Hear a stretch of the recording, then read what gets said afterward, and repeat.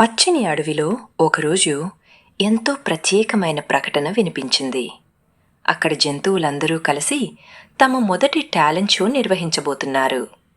సింహం రాజా గర్వంగా వేదికపై కూర్చుంది. తన బంగారు కేశాలు మెరిసిపోతుండగా, నేనే న్యాయ నిర్ణేతను అంటూ గంభీరంగా చెప్పింది. మొదటిగా మోమో అనే కోతి వేదికపైకి దూకింది. అరటిపండుతో డాన్స్ చేస్తూ ఒక్కసారిగా అరటి తొక్కపై జారి కిందపడింది. అడవి మొత్తం నవ్వులతో మారుమోగింది. తర్వాత కిట్టుపిల్లి పాట పాడటం మొదలుపెట్టింది. కాని ఆమె గొంతు వింతగా వినిపించింది. చిలుకలు చెవులు మూసుకున్నాయి.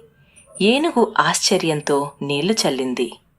గోలు ఎలుగుబంటి చిన్న సైకిల్పై ఎక్కేందుకు ప్రయత్నించింది.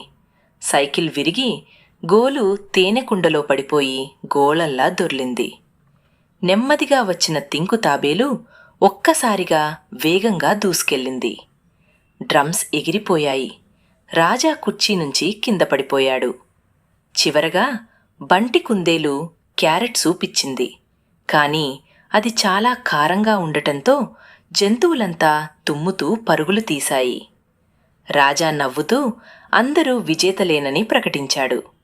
జంతువులంతా కలిసి పండ్ల విందు చేసుకున్నారు. ఆ రోజు నుంచి ఆ అడవి నవ్వుల అడవిగా మారింది.